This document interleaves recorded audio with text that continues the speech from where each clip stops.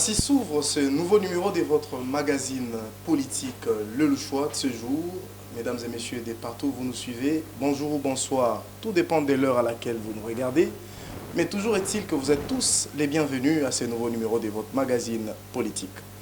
Face à l'actualité, aujourd'hui nous recevons pour vous M. Fidel Senga, politologue et analyste politique. Avec lui, nous discuterons de plusieurs questions d'actualité. Vous connaissez Actualité oblige. Au grand rendez-vous, nous avons le grand Fidel Senga, leader d'opinion de l'espace Grand Katanga, parmi les jeunes qui se distinguent. Aujourd'hui, nous aurons à discuter donc avec lui de toutes ces questions d'actualité. Fidel Senga, bonjour. Bonjour Bob. Et bienvenue dans ce magazine Le Choix. Merci beaucoup. Actualité exige, pour directement s'élancer dans le débat, comme vous le savez, Anthony Blinken, secrétaire général, secrétaire d'État américain, séjourne à Kinshasa pour des raisons hautement politiques, diplomatiques et tout le reste. Mais vous d'abord, comment avez-vous accueilli la nouvelle de la venue de Blinken ici en République démocratique du Congo? Merci beaucoup. J'estime qu'avant de parler de la venue du secrétaire général Anthony Blinken, il importe que nous puissions circonscrire sa visite au niveau africain. Vous savez que avant son arrivée, il y a eu l'ambassadeur de la Russie qui était ici, M. Sergei Lavrov, qui était même au Congo-Brazza voisin. Il était dans deux autres pays africains. Et après, il y a eu, avant d'ailleurs cela, il y a eu le président Macron qui était déjà ici, bien sûr. Et après, il y a eu le secrétaire d'État américain qui a également programmé son voyage en Afrique. Bien qu'il a refusé qu'il n'est pas venu pour... il n'est pas en concurrence avec qui que ce soit. Ce n'est pas parce qu'il a vu qui que ce soit pour laquelle il est venu en Afrique, mais la vérité c'est que le secrétaire d'État américain, il est venu pour essayer de limiter la propension de la Russie en Afrique, parce que vous savez, l'Afrique est un continent exploité par l'Occident, par les Américains pendant plusieurs années, et sans que la Russie ne puisse s'immiscer des questions africaines. Mais face à la mauvaise politique étrangère, notamment sur l'Afrique, adoptée par les Occidentaux et les Américains, la Russie a jugé bon et de conquérir également l'Afrique. C'est pourquoi vous allez rencontrer, par exemple, à ces jours, depuis 2021, 2020 même, que la Russie a commencé à nouer certains accords bilatéraux avec certains États africains, notamment en matière de la défense, de la sécurité. Hier, par exemple, au Mali, le Mali a réceptionné, le Mali qui est sous embargo, mais ils ont réceptionné des hélicoptères de combat dans le cadre de l'accord de la défense et de la sécurité avec la Russie. Et tout ça, ça constitue une peur pour les Américains. Ils ont peur de voir la Russie se propager. Voilà pourquoi Anthony Blinken est venu ici. Mais ce qui justifie plus sa visite ici, c'était tout à fait normal. Pour revenir à votre question, comment je reçois sa visite, je perçois sa visite, je pense que c'est tout à fait normal. Il y a eu des actions quand même qui ont précédé son arrivée ici. Et il y a des phénomènes de l'insécurité qui se passent, qui deviennent plus d'ailleurs récurrents au niveau de l'Est et qui justifient des tensions observées entre le Rwanda et notre pays depuis un certain moment. Donc, nous allons y arriver, mais selon vous, vous circonscrivez cette visite dans le cadre de plutôt pas d'une victoire diplomatique pour la République démocratique du Congo, mais plus d'une action des États-Unis pour stopper l'hégémonie ou l'influence russe en Afrique. Si, j'estime que je ne peux pas répondre qu'il y a l'échec diplomatique. Je ne peux pas non plus, je soutiens par contre la thèse que j'ai avancée. À mon sens, l'arrivée d'Anthony Blinken, c'est plus pour venir arrêter la propension de la Russie en Afrique. Et vous savez, toute visite du secrétaire d'État américain a toujours eu des visées, des visées ou des intérêts géostratégiques. Et vous allez voir par exemple qu'il est parti en Afrique du Sud. L'Afrique du Sud, c'est parmi les 3 grandes économies africaines. Il est venu en Afrique, et plutôt en RDC. Vous connaissez que la République démocratique du Congo, du point de vue géostratégique, c'est un pays qui joue beaucoup sur la politique étrangère. Et après, il va se rendre au niveau du Rwanda. Le Rwanda, c'est aussi un pays stratégique pour l'Occident. Mais si le secrétaire d'État américain est venu en RDC pour des visées géopolitiques et géostratégiques, pour asseoir davantage son influence, que gagne la RDC en tout ça? Je pense que... De cette visite, qu'est-ce que pourrait gagner la RDC? Au terme, parce qu'aujourd'hui nous pouvons le dire déjà, au terme de la visite, ou soit de son interview, déjà ce qu'il a dit là, les Congolais, les attentes des Congolais par rapport à sa visite sont un tout petit peu en inadéquation avec les propos qu'il a tenus. Les Congolais s'attendaient par exemple, parce que son arrivée a coïncidé avec le rapport des experts des Nations Unies qui ont reconnu que réellement le Rwanda soutient le M23. Et vous savez, le secrétaire d'État américain n'est pas n'importe qui. Les Congolais s'attendaient par exemple qu'ils puissent pointer officiellement les Rwandais comme étant agresseurs de notre pays. Mais ce qui n'a pas été fait. Il a par contre utilisé un langage atténuant. Et ça, nous pouvons dire que la RDC, par rapport à sa visite, ne va rien gagner. Par contre, c'est eux, les Américains, qui vont plus gagner en termes d'influence. Malheureusement, j'estime que nos autorités ne vont pas permettre que nous puissions être un champ expérimental entre les combats des grandes puissances qui se mènent entre la Russie et les États-Unis. Mais il est temps que la RDC prenne position, parce qu'il ne faudrait pas qu'on soit le dindon de la farce. Quand l'Amérique veut faire ses aventures, elle vient au pays. Mais quelle devrait être l'attitude des autorités congolaises face à cette aventure américaine? Nous ne gagnons rien, mais ils viennent chez nous. Quelle est l'attitude? Doit-on se lancer dans cette influence américaine sans poser des conditions? Quelle devrait être... Effectivement, nos autorités doivent être sévères et doivent tenter d'échanger des partenariats. Parce que vous savez qu'il y a une autre visée de la visite, d'après moi, du secrétaire général des Nations Unies. Depuis que la RDC, à travers les ministères des hydrocarbures, a lancé les 27 blocs pétroliers, vous savez que notre pays contribue beaucoup à la conservation de la biodiversité mondiale. Oui. Et ça inquiète déjà le monde, ça inquiète particulièrement même les Américains. Vous connaissez qu'il y a même des ONG internationales qui se sont levées contre cette offre-là. Or, la richesse des Congolais doit profiter aux Congolais. D'où les autorités doivent être très sévères avec les Américains, avec, bien sûr, les Américains, pas dans le sens de refuser les partenariats, mais dans le sens à ne pas accepter leurs impositions. Vous connaissez déjà, par exemple, pour prouver que la RDC, c'est un pays très stratégique au niveau de l'Afrique. Hier, le président de l'Ukraine s'est entretenu avec le président Félix Tshisekedi pour ce qui concerne le soutien des États africains. Volodymyr Zelensky a préféré, au-delà de Macky Sall comme président de l'Union africaine, il a préféré parler aussi avec le président Félix Tshisekedi. Ce n'est pas pour rien, parce que dans l'histoire de ce monde, dans l'histoire politique africaine, la RDC a toujours joué un grand rôle.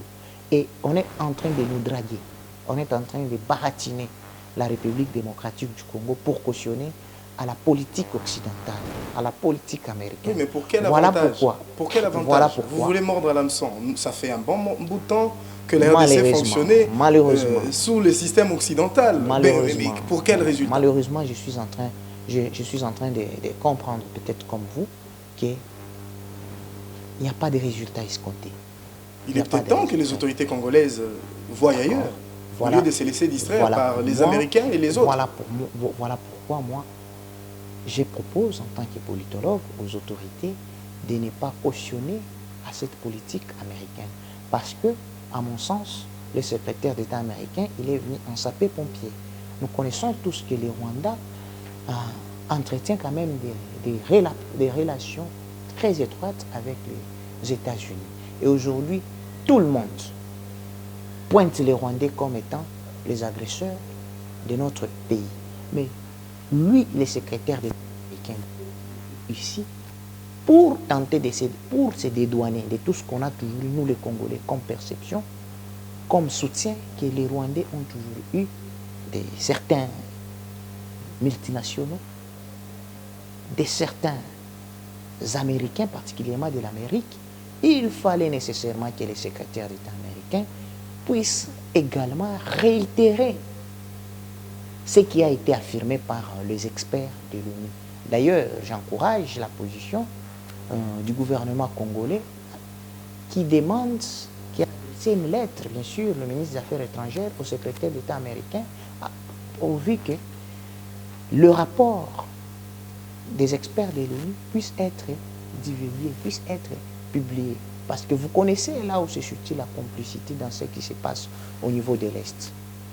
Par exemple, le rapport Mapping. On avait pointé même les auteurs. Hein. Mais quand les rapports Mapping étaient arrivés au niveau de l'ONU, l'ONU n'avait pas voulu publier ces rapports. Pourquoi? Parce qu'il y a des personnes et des instances que l'ONU protège. Aujourd'hui, les experts de l'ONU... Vous accusez l'ONU d'être complice avec le Rwanda? Non, nous n'accusons pas l'ONU d'être complice, mais certains actes que l'ONU pose frisent la complicité. Okay. Ce n'est pas pour rien quand vous voyez aujourd'hui des manifestations de la population du Kivu. Oui. Parce que les actes que pose l'ONU... Nous allons y arriver. Mais le secrétaire d'État américain a quand même dit qu'il tenait, ou que les États-Unis d'Amérique tenaient à la souveraineté territoriale de chaque État et au respect des limites territoriales de chaque État. Et que pour cela, le Rwanda ne devait que s'en tenir aux limites actuelles. Au regard de cette déclaration, que peut-on attendre comme impact de la visite du secrétaire d'État américain sur la paix dans la partie Est? Pensez-vous que cette présence peut bouger un petit peu le Rwanda, parce que Anthony Blinken a promis d'échanger avec les Rwandais, le président rwandais, sur la question, étant donné que le président Tshisekedi avait abordé. Pensez-vous que ça changera quelque chose? À mon sens, ça ne changera rien. Lorsque nous analysons ce qui se passe en Ukraine, ce qui se passe aujourd'hui au Taïwan, entre la Chine et cette île, et vous allez comprendre que les Américains sont au centre. Les Américains, à l'analyse de ces deux griefs que je venais de vous dire, ils sont aujourd'hui au centre de tous les désordres qui se passent au niveau du système international. Au niveau de l'Ukraine, c'est quoi? Parce qu'ils sont en train de vouloir briser des accords qu'ils avaient signés, que tout le pays qui découlait de l'ex-URSS ne devait pas en réalité adhérer dans l'OTAN. Mais ça n'a jamais été respecté. Ils reconnaissent l'unicité de la Chine, y compris l'île de Taïwan. Mais en même temps, en une mission officielle, ils envoient Pelosi pour aller là-bas. Et Pelosi, au Taïwan, mais aux États-Unis, on dit que non, la Maison-Blanche ne reconnaît pas ça. Donc les États-Unis ont toujours joué à une politique de sapeurs-pompiers. Ils sont eux-mêmes les auteurs qui alimentent une crise, mais en même temps, ils sont eux-mêmes qui cherchent à stabiliser la crise. Dans ce qui se passe à l'Est. En rapport avec ce qui se passe à l'Est. En rapport avec ce qui se passe. Quelle solution pouvez-vous proposer en rapport avec ce qui se passe en rapport avec ce qui se passe à l'Est, je suis très conscient par rapport à ces déclarations. Je ne fais pas trop foi à ces déclarations, mais je me fie à ce qu'il a dit, que les États-Unis vont plus ils se fient plus aux négociations des organisations régionales en cours, notamment l'Organisation des États de l'Afrique de l'Est et la SADC. Mais parmi ces deux organisations, si moi je dois suggérer aux autorités, je pense que les autorités doivent plus mettre l'accent sur la SADC. C'est des partenaires privilégiés. Le 42e sommet qui est en cours, et puisque ça tombe à point nommé, et ça se fait en République démocratique du Congo, quelles peuvent être les attentes? Si on n'a rien pu espérer venant du secrétaire d'État américain, que peut-on attendre de la SADC? Pensez-vous que la SADC va contraindre le Rwanda à se retirer? Effectivement, moi je ne peux pas répondre cadiquement que la SADC va contraindre les Rwandais de se retirer, mais par rapport à l'EAC, j'estime que la SADC c'est un partenaire traditionnel de la République démocratique du Congo, et la SADC, dans son partenariat avec la République démocratique du Congo, a déjà affiché plusieurs avancées, d'où je pense que, comme attente par rapport à ces 46e sommets, il faudrait que nos autorités congolaises puissent demander effectivement le soutien, bien sûr militaire même, le soutien matériel de la SADC pour que nous puissions arriver à extirper cette présence rwandaise à Bunagana particulièrement et en général en République démocratique du Congo. C'est possible avec la SADC. N'est-ce pas un rêve en couleur de penser que ce sont les organisations régionales ou internationales qui viendront finir la guerre à l'Est? Effectivement. N'êtes-vous pas de ceux qui pensent que les problèmes des Congolais seront réglés par les Congolais? Organisons notre armée pour chasser les Rwandais de chez nous. S'il faudrait qu'on attende que la SADC vienne faire ça, n'est-ce pas? Ne jouons-nous pas le jeu des distracteurs des Américains qui, d'une part, votent contre la levée de l'embargo en République démocratique du Congo et reviennent plus tard pour dire non, voilà, nous sommes pour la fin de la paix en République démocratique du Congo. De qui se moque-t-on? Ne pensez-vous pas qu'il est temps de comprendre que les problèmes des Congolais doivent être résolus exclusivement par les Congolais? Je suis totalement d'accord avec vous. Nous sommes dans un raisonnement déductif. Tout est parti du secrétaire d'État américain. On pensait que c'était lui qui devait trouver des solutions aux problèmes africains, particulièrement congolais. Je venais de démontrer de manière succincte que nous ne pouvons rien nous attendre des Américains. Parce que même si vous voyez déjà en termes d'aide ce qu'ils nous donnent, c'est très insignifiant. Il a parlé des 12 millions, par exemple, qui vont contribuer au processus électoral. Mais quand vous voyez 32 millions. Mais 32 millions plutôt. Mais si vous voyez ce qu'ils sont en train de donner à la crise qui frappe la Russie, ils ne sont pas en train de donner en termes de millions, c'est en termes de milliards. Donc vous voyez déjà que c'est insignifiant. Mais les Américains se moquent particulièrement des Africains. Donc le problème africain, à mon sens, doit être réglé par les Africains. Au regard de cette réflexion, on peut effectivement compter sur les organisations sous-régionales, particulièrement sur la SADC à mon sens.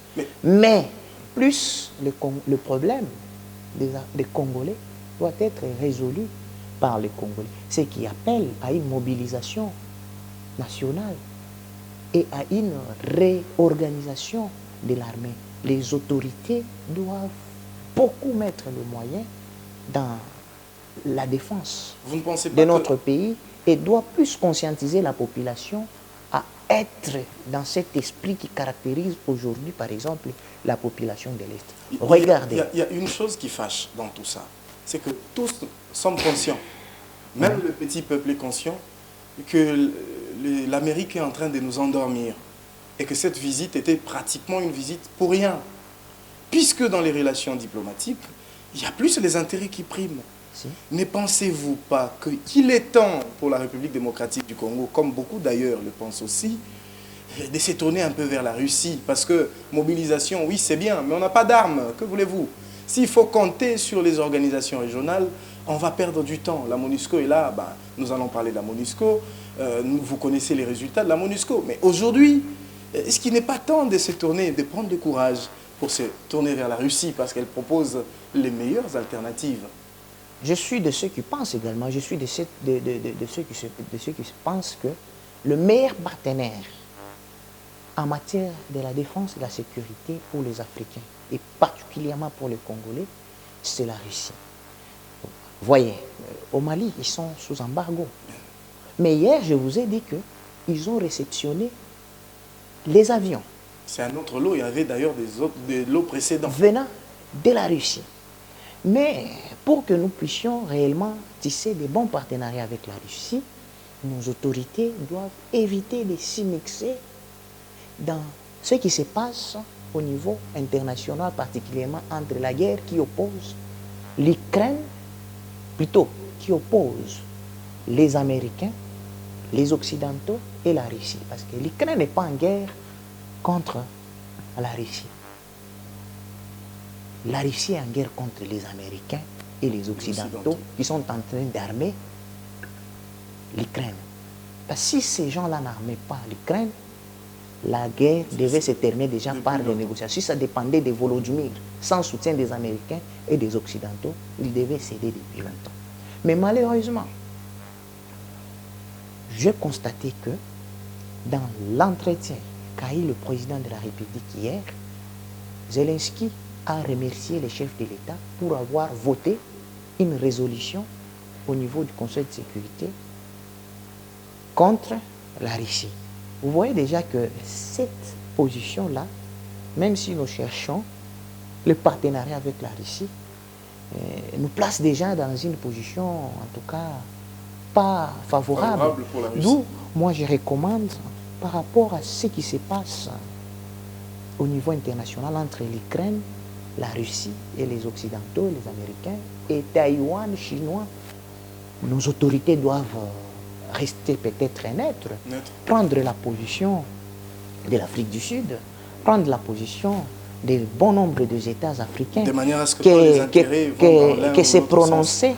Et chaque fois qu'on doit voter des sanctions contre la Russie, nous votons contre la Russie. Je pense que cette position... Pendant qu'on ne gagne rien. Pendant qu'on ne gagne rien, parce que à la lire où vont les choses, la Russie est en train de se positionner comme le meilleur partenaire de l'Afrique en matière de défense et de sécurité. Oui, mais puisque vous aviez parlé des mobilisations générales de la population congolaise, mais récemment, il y a eu une vague de manifestations contre la MONUSCO. Les Congolais, en leur globalité ou majorité, ne sont plus d'accord avec la MONUSCO, puisqu'ils estiment que celle-ci ne joue pas pleinement le rôle qu'on attend d'elle. Elle est plutôt inefficace.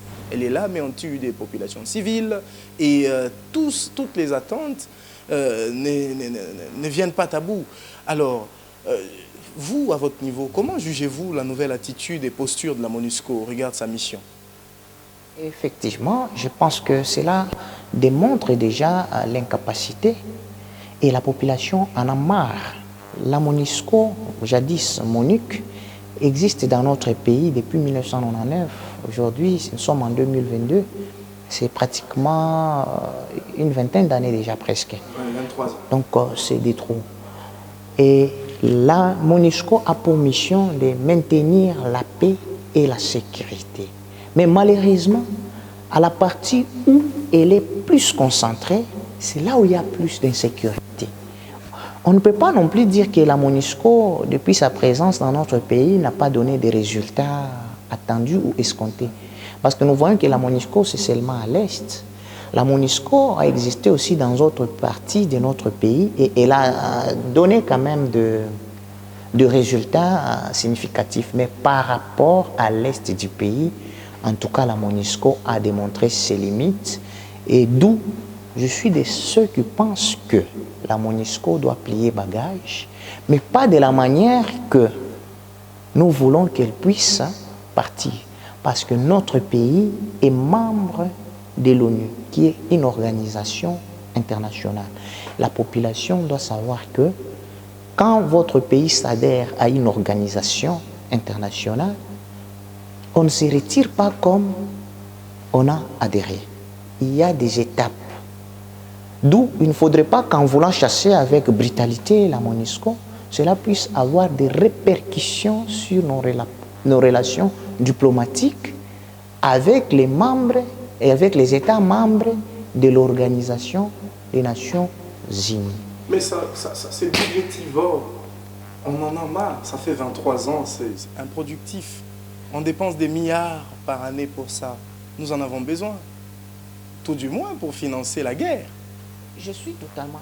Alors, je crois que ce sont les relations congolaises qui devraient primer, plutôt que les relations avec d'autres États qui ne profitent pas du tout à la République démocratique du Congo. D'accord, je suis en train de raisonner en patriote, en républicain comme tout le monde. Je suis d'accord que la MONUSCO puisse se retirer de notre territoire, mais j'ai dit, nous devons le faire proprement. Je suis totalement d'accord, mais nous devons le faire en ordre et sans manipulation.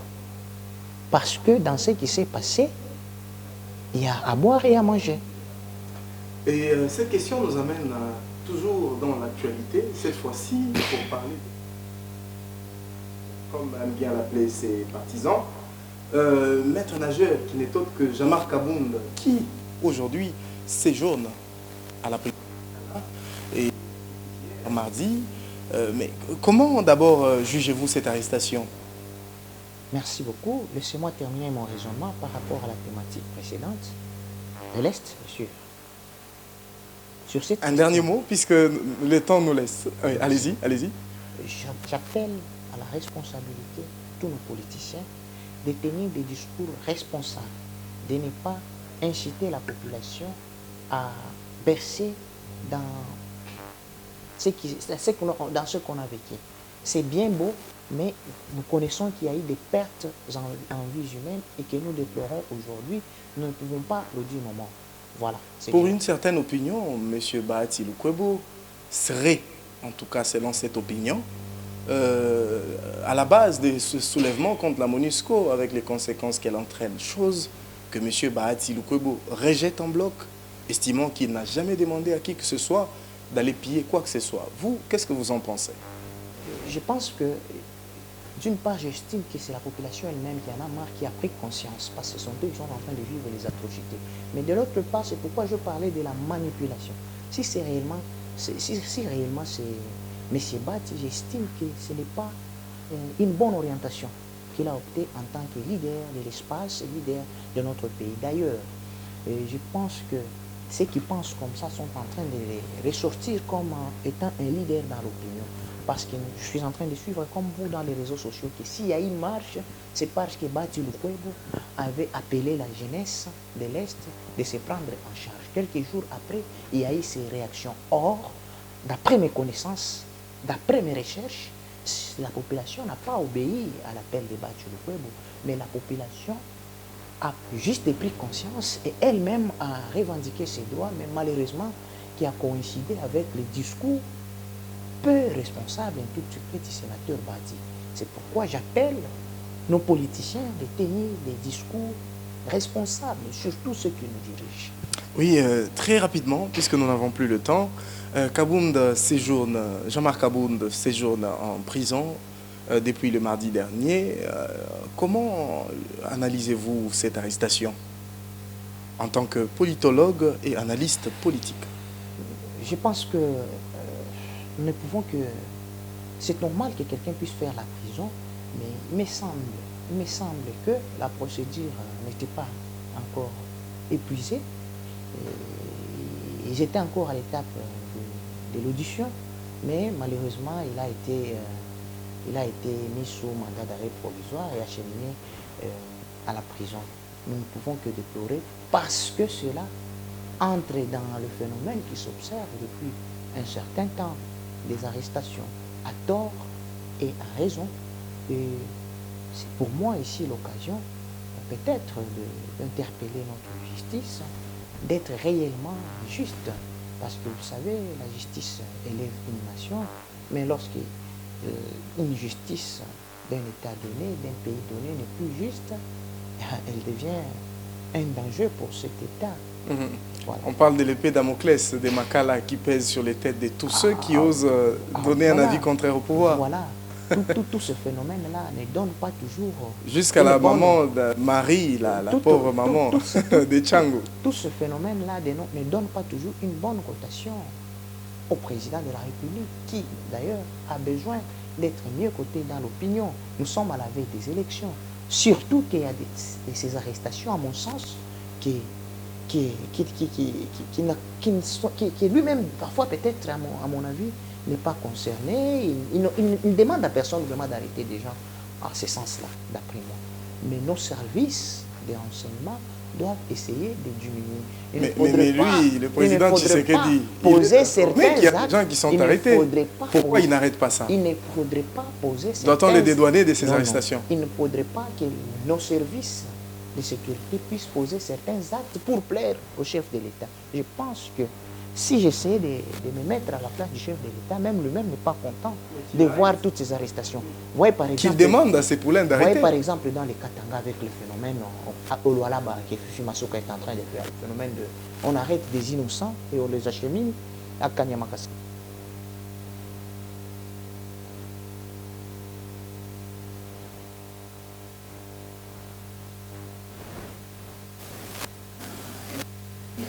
Et nous déplorons tout ça. Il y a M. Jean-Marc Caron, malheureusement, lui, il y a des raisons valables peut-être, mais à mon sens, il fallait que la procédure, puisse être suivie jusqu'au bout. Si il méritait la prison, d'accord, malheureusement. Mais je ne dis pas que je suis contre son arrestation, parce que quand quelqu'un commet des infractions qui lui valent la prison, il doit faire la prison, mais il faut lui laisser terminer la procédure judiciaire. Voilà, pour éviter l'arbitraire. Nous ne pouvons pas terminer cette émission sans quand même placer un mot sur le gouvernement des Warriors, qui pour beaucoup est finissant. Et au regard de cette... comment jugez-vous, quel bilan vous dressez du gouvernement des Warriors? Merci beaucoup.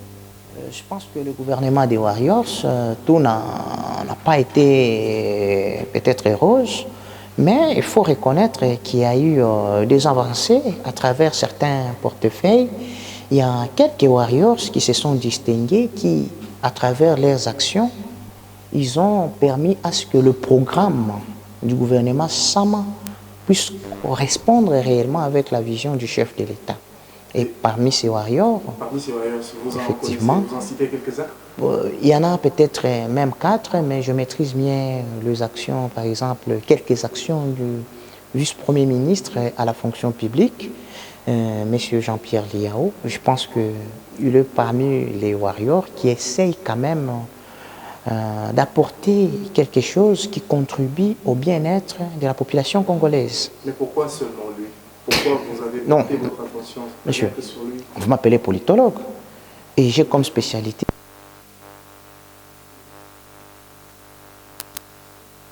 je m'intéresse plus à la fonction publique parce que j'ai eu comme spécialité à l'université des sciences administratives. La fonction publique, c'est mon champ d'application en tant qu'intellectuel. Je parle qu'il s'est distingué. Pourquoi? Parce que vous vous rendez compte qu'il y a eu beaucoup de ministres qui se sont distingués. Il y a eu beaucoup de ministres qui se sont distingués au niveau, qui se sont succédés au niveau du ministère de la fonction publique, mais qui n'avaient même pas encore eu à maîtriser l'effectif. Mais lui, à son arrivée, je l'ai suivi moi-même, il a placé son mandat sous les auspices du dialogue social. Vous savez, avec ces ministères, il y a toujours des grèves, des marches. Mais il y a une seule chose qui peut mettre terme à tout ce problème, c'est les dialogues. Lorsqu'on dialogue avec les fonctionnaires et agents de l'État, lorsqu'on sait dialoguer avec les syndicalistes, c'est déjà beaucoup. Il a trouvé l'intersyndicale divisé de la fonction publique, divisé. Il a réuni cela. Non seulement qu'il a fait ça, il a dépêché des équipes dans toute la province pour prendre des données référentielles et les acheminer au niveau central afin d'avoir une base de données laquelle va être placée dans un système intégré qui permettra à ce que tous les agents que l'État prend en charge puissent être identifiés à travers ces systèmes-là. Sans oublier la majoration Je suis... Donc, il y a plusieurs actions. Vous-même, vous êtes journaliste. Moi, je ne vous ai pas dicté de la majoration. Mais vous venez de le dire vous-même, la majoration des salaires. Non seulement ça. Il y a eu des gens dans ce pays qui ont travaillé 10 ans, 15 ans, 20 ans même, sans être mécanisés. Il est venu en 2021, vers décembre, janvier 2022, décembre 2021, il a pu mécaniser 22 000 personnes. Ce ne sont pas des mécanisations politiques qu'on a vécues entre 2017 et 2018 pour des ambitions électoralistes. Ce sont des mécanisations suivies du paiement. C'est-à-dire, on vous mécanise ce mois, le mois prochain, vous passez quand même à la banque, vous récupérez les minimums qui vous permet quand même de survivre. Et ça, nous, en tant que patriotes, dans ma peau vraiment des citoyens, on ne peut que saluer ça. Chapeau bas au ministre de la fonction publique. Il n'y a pas une semaine, nous avons suivi, toujours au niveau de la fonction publique, ils ont signé une convention pour la prise en charge des frais funéraires de tous les agents et fonctionnaires de l'État. Cette convention qu'ils ont dénommée Convention Elikia. Ah ben, moi, en tant que fils d'un fonctionnaire, en tout cas, je ne peux que féliciter. Donc, il y a autant d'actions que le ministre a posées. Il est en mesure aujourd'hui, par exemple, de donner l'effectif, peut-être non exhaustif, mais au moins, à chaque fois qu'on lui pose cette question dans ses interventions, il tente quand même de répondre à cette question. Beaucoup de ministres de la fonction publique qui se sont succédés à ces portefeuilles n'ont pas eu ces résultats. N'ont pas eu des réponses à cette question. Mais aujourd'hui, l'IAO est dans la possibilité de répondre. Il a trouvé son ministère. Il y a tellement d'œuvres qui avait arrêté. Oui, on se réalise qu'il y a tellement d'œuvres. Je voulais conclure avec ça. Pourquoi j'ai parlé de lui? Il y a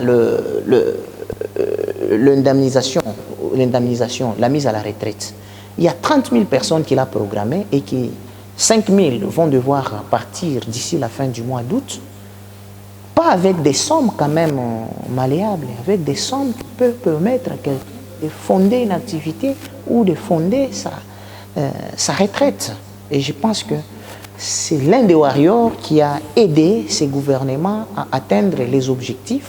Il y a notamment le ministre des hydrocarbures, Didier Boudjimbo, qui a aussi donné des sommiers. Je pense que nous aurons toujours le temps de fleurer quelques warriors, mais il y en a aussi d'autres qui ont aidé négativement le Premier ministre et le chef de l'État. Vu que le sujet sur le remaniement plutôt de l'équipe des Warriors est encore d'actualité, je promets que dans les prochains jours, nous reviendrons sur cette question avec plus de détails. D'ailleurs, dans la foulée, il y a une des révélations du gouvernement des Warriors, qui est le vice-ministre en charge du transport, Marc Ekila, dont les prouesses ne cessent d'être louées.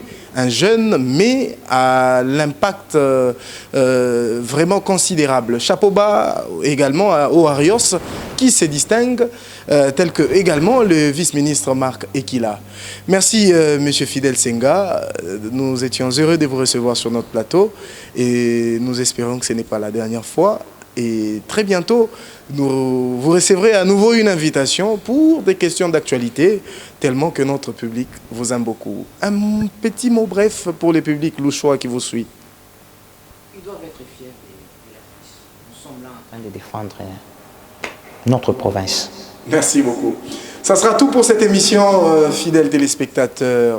C'est le Louchois. Le Louchois se termine.